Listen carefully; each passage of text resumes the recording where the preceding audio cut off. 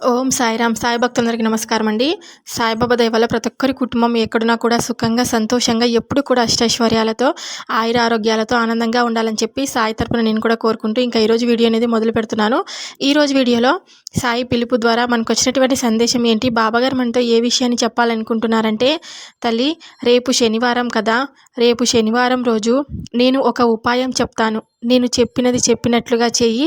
నువ్వు అనుకున్న కోరిక ఏదైతే ఉందో, నువ్వు ఏ సమస్యతో అయితే ఇన్ని రోజులుగా బాధపడుతున్నావో ఖచ్చితంగా నీకు ఆ సమస్య నుండి విముక్తి అయితే కలుగుతుంది. నువ్వు అనుకున్న కోరిక ఖచ్చితంగా తీరుతుందని మనకు బాబాగారు అయితే ఈరోజు ఒక విషయాన్ని అయితే చెప్పాలనుకుంటున్నారనమాట. ఇంతకు బాబాగారు మనకు ఈరోజు ఇస్తున్నటువంటి సందేశం ఏంటి అని మనం బాబాగారి మాటలోనే తెలుసుకుందాం. వీడియో స్టార్ట్ చేసే ముందు ఒక చిన్న రిక్వెస్ట్ అండి. ఈ సందేశం కనుక మీ అందరికీ నచ్చినట్లయితే వీడియోకైతే ఒక లైక్ అయితే ఇవ్వండి ఫ్రెండ్స్. ఇంకా కొత్తగా మన ఛానల్ని ఎవరైనా చూస్తుంటే కనుక సబ్స్క్రైబ్ చేసుకోండి. ఇంకొంతమందికి షేర్ చేయడానికి అయితే ప్రయత్నం అయితే చేయండి.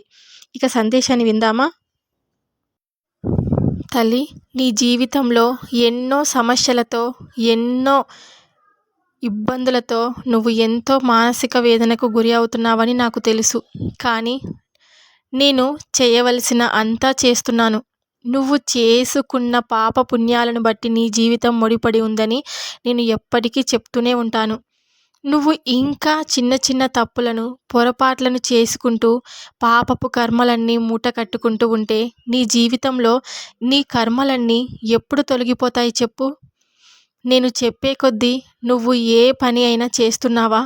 ఒకరిని ఎప్పుడూ బాధ పెట్టకూడదని, ఒకరిని నీ మాటలతో, చేతలతో హింసించకూడదని నేను ఎప్పటికీ చెప్తూనే ఉంటాను. కానీ నువ్వు మాత్రం నీ పనిని నువ్వు యథావిధిగా చేసుకుంటూ వెళ్తున్నావు. బాబా చెప్పాడు కదా అని ఒక్కసారైనా నా మాట విన్నావా? నలుగురికి సహాయం చేస్తూ ఉండమని చెప్తాను. చేస్తూ ఉన్నావా తల్లి? ఇలా చేసుకుంటూ ఉంటేనే కదా నువ్వు చేసిన కర్మలన్నీ తొలగిపోతాయి, నీ ఖాతాలోకి పుణ్య ఫలాలన్నీ వస్తాయని. అలా కాకుండా పెడచెవిన పెట్టకుండా నేను చెప్పిన విషయాలన్నీ నువ్వు విననట్టుగా ఉంటే కనుక నువ్వు నీ కర్మలన్నీ ఎప్పుడు తొలగించుకుంటావు? ఇతరులను నీ మాటలతో ఎప్పుడూ బాధ పెట్టకూడదని చెప్పాను. అప్పులు చేశావు, ఆర్థిక సమస్యలతో కూడా బాధపడుతున్నావు, ఎంతో మానసిక వేదనకు గురి అవుతున్నావు. నీ అనుకున్న వాళ్ళే నిన్ను మోసం చేస్తూ ఉన్నారు. ఎప్పుడు కూడా అందరూ ఉన్న ఒంటరిలాగానే బ్రతుకుతున్నావు. బాబా ఎప్పుడు మాకు ఇన్ని కష్టాలు తీరేది, ఇంతకు మాకు సమస్యలు పరిష్కారం అవుతాయా లేదా, ఎప్పుడు కూడా ఇలానే చెప్తూ ఉంటారు కదా అని మీరు నన్ను నిందిస్తున్నారు. నిజమే, మీరన్న మాట పూర్తిగా వాస్తవమే.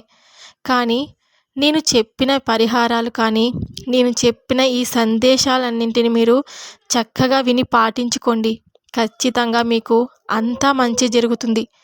రేపు శనివారం కదా, రేపు శనివారం రోజు నేను చెప్పినటువంటి ఈ చిన్న పరిహారాన్ని చేసుకుంటే కనుక నీ జీవితం అంతా సుఖమయమవుతుంది. రేపు శనివారం రోజు ఉదయాన్నే లేచి నువ్వు 9 గంటల లోపు అంటే వెంకటేశ్వర స్వామి గుడికి వెళ్ళు. అక్కడ వెళ్ళిన తర్వాత ఖచ్చితంగా రావి చెట్టు అనేది ఉంటుంది కదా, ఆ రావి చెట్టు చుట్టూ 5 ప్రదక్షిణలు చెయ్యి. ఖచ్చితంగా నీకు అంతా మంచి జరుగుతుంది. వెంకటేశ్వర స్వామికి తులసి మాలను సమర్పించు. ఒకవేళ తులసి మాల నీకు అందుబాటులో లేకపోయినా సరే పూల మాలనైనా తీసుకెళ్ళిన తర్వాత వెంకటేశ్వర స్వామికి సమర్పించిన తర్వాత 108 ప్రదక్షిణలు చెయ్యి. ఖచ్చితంగా నువ్వు అనుకున్న పనిని జరిపించే శక్తి ఆ వెంకటేశ్వర స్వామికి ఉంది.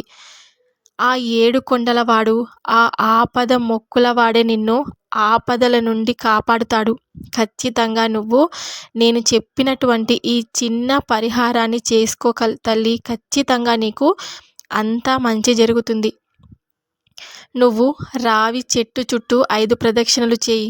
చేసిన తర్వాత వెంకటేశ్వర స్వామికి ఒక పూలమాలను లేదా తులసి మాలను సమర్పించు. వెంకటేశ్వర స్వామికి 108 ప్రదక్షిణలు చెయ్యి.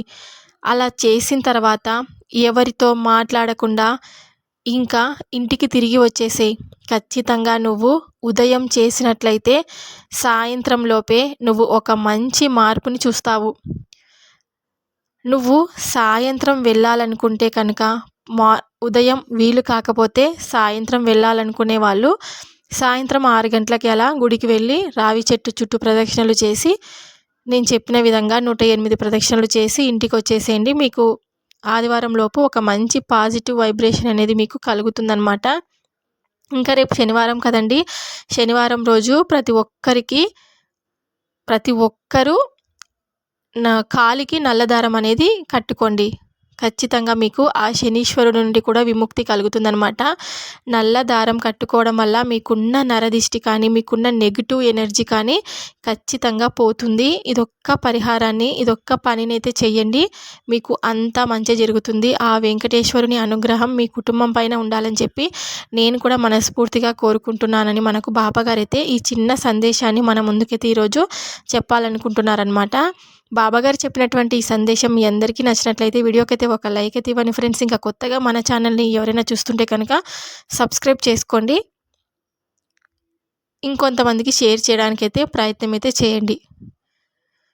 ఖచ్చితంగా నేను చెప్పినటువంటి ఈ పరిహారాలు చిన్న చిన్న పరిహారాలను పాటించి చూడండి. మీ జీవితం సుఖమయం చేసుకోండి. వెంకటేశ్వర స్వామి ఆపద మొక్కలవాడు ప్రతి ఒక్కరి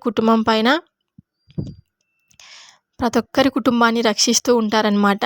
వెంకటేశ్వర స్వామి అనుగ్రహం, బాబాగారి అనుగ్రహం మీ కుటుంబం పైన ఉండాలని చెప్పి బాబాగారి ఆశీస్సులు ఎల్లవేళలా మిమ్మల్ని కాపాడుతాయని చెప్పి నేను కూడా మనస్ఫూర్తిగా కోరుకుంటూ ఇంకా ఈరోజు వీడియో అనేది స్టాప్ చేస్తున్నాను. రేపు వచ్చే బాబాగారి పిలుపు ద్వారా వచ్చే సందేశంతో మళ్ళీ కలుద్దాం. అంతవరకు ప్రతి ఒక్కరికి బాబాగారి ఆశీస్సులు ఉండాలని చెప్పి సర్వేజన సుఖినో భవంతు. జై సాయిరామ్.